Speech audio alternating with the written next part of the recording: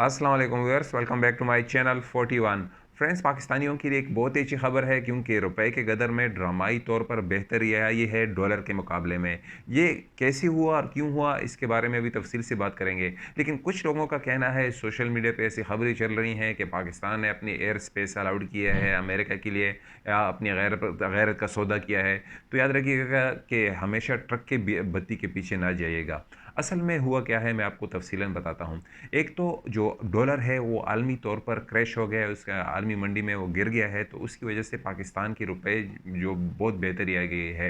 एक डॉलर जो कुछ ही दिन पहले 260 रुपए बनते थे, अब वो डॉलर तकरीबन 218 पर आ गया है। 218 पर आज के दिन पे।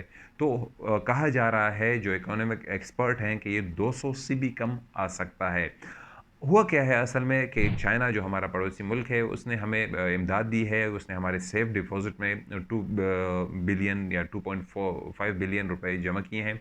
इससे भी हमारे जो रुपए की बेहतरी आई है। और दूसरा, उसने हमारे जो कमर्शियल लोन्स हैं उसके बारे में भी हमारी थोड़ी बहुत हेल्प की है। उधर सऊदी अरब जिससे हम ऑयल ख़रीदते हैं, उनकी तरफ से भी हमारे लिए कुछ अच्छी सपोर्ट मिली है, तो उन उसकी वजह से भी पाकिस्तान के रुपए में बेहतरी आई है। उन्होंने भी गालिबन 2 बिलियन की जो है हमारी हेल्प की है, और इस तरह यूएई से भी अच्छे खबरें आने को हैं। और इस तरह अगर आईएमएफ की तरफ से भी जो इस हफ्ते या आने वाले 2 हफ्तों में, इस महीने में, वो उनकी जो एक हमारा जो लोन है 2 बिलियन का, वो रिलीज़ कर देंगे हमारे लिए। तो उससे भी हमारे यानी कि इकोनॉमी पर बहुत बड़ा असर पड़ेगा, और हो सकता है रुपए जो है 180 पर आ जाए। मैं इन चीज़ों पर इसलिए भी नज़र रखता हूँ, गालिबन जो हमारे जितनी भी ओवरसीज़ पाकिस्तानीज़ हैं, वो इस चीज़ पर फ़ोकस करते हैं, और ख़ुसूसन मेरा इस पर फ़ोकस रहता है क्योंकि हम पाकिस्तान पैसे भेजते हैं, तो हमारा इन चीज़ों के बारे में मैं पूछता रहता हूँ। और जब मैंने न्यूज़ पढ़ी थी कि कुछ 5 दिन 6-7 दिन पहले ही मैंने न्यूज़ पढ़ी थी कि जो डॉलर है वो गिरने वाला है, तो मैंने पैसे अपने चेंज कराए, और इसी अचानक ही पाकिस्तान की जो रुपए है बेहतरी आई।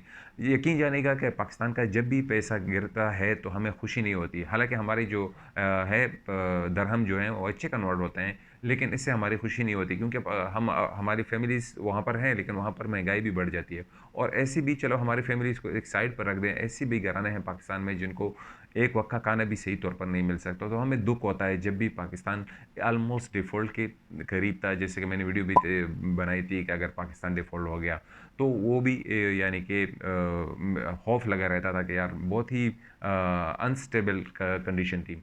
मैं समझता हूँ कि अल्लाह की तरफ से पाकिस्तानियों के लिए एक गैबी मदद है, और पाकिस्तानी गवर्नमेंट और पाकिस्तानी अवाम के लिए एक टर्निंग पॉइंट है। याद रखिएगा कि ये सब कुछ टेम्परेरी बेसिस पर है। अगर हमने इस मनी को, जो हमारा पैसा अभी आया है, इसको सही तौर पर यूज़ नहीं किया और आईएमएफ के शराइत पर पूरा नहीं उतरे, तो फिर हम दोबारा उसी पोजीशन पर जा सकते हैं, खुदा ना खास्ता। तो हमको इसमें बेहतरी लानी पड़ेगी, और हमें अपने जो इम्पोर्ट्स हैं, दरमदाद हैं जो हमारे मुल्क में आते हैं, वो हमको कम करने पड़ेंगे, और हमारी बरामदात है, हमारा एक्सपोर्ट्स है, उसको बढ़ाने होंगे। चाहे और प्रोडक्टिव कौम बन जाए पाकिस्तानी हो, ये चाइना ही है, उसके अवाम है जो प्रोडक्टिव है, वो चीज़ें बनाते हैं और दूसरे मुल्कों में बेचते हैं। तो पाकिस्तानियों को भी खुद ही अपने पाँव पर खड़ा होना होगा। और पाकिस्तानी नौजवानों के लिए इस वक्त पाकिस्तान में मौके कम हैं, तो मैं इसीलिए कहता हूँ पाकिस्तानियों को कि पाकिस्तान से बाहर जाएँ, अपना कैरियर बनाएँ। 14 करोड़ पाकिस्तानी हैं जो नौजवान हैं, जो 15 साल से लेकर 29 साल के एज में हैं।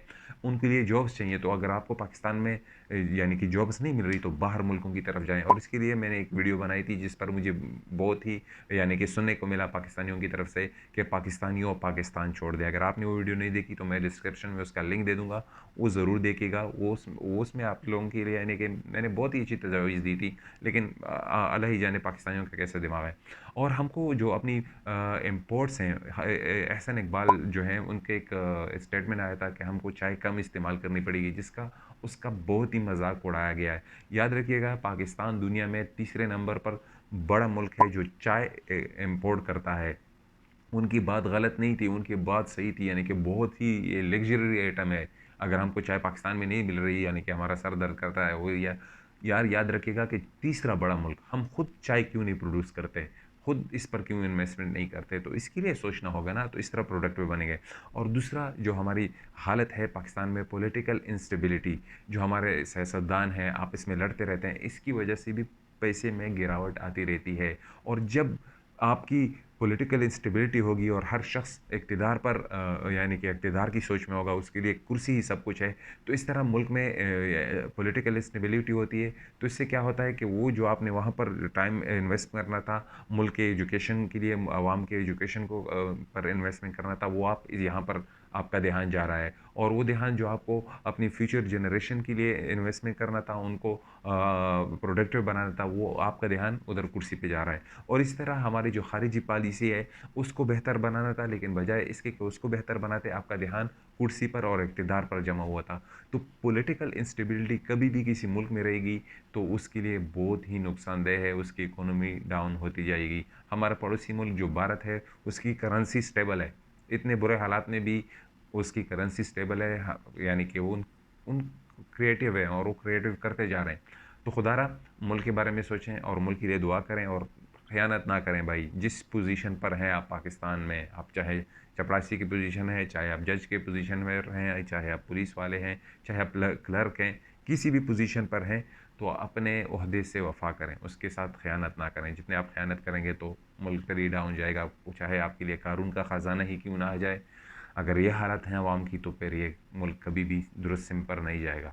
तो आज के लिए इतना ही। इंशाल्लाह मेरी तल्ख़ बातें हैं कुछ, लेकिन ये हमारी बेहतरी के लिए है। तो आज के लिए इतना ही। इंशाल्लाह मिलेंगे दूसरे वीडियो में। मैं हूँ आप सबका जाफ़र। सलाम अलैकुम।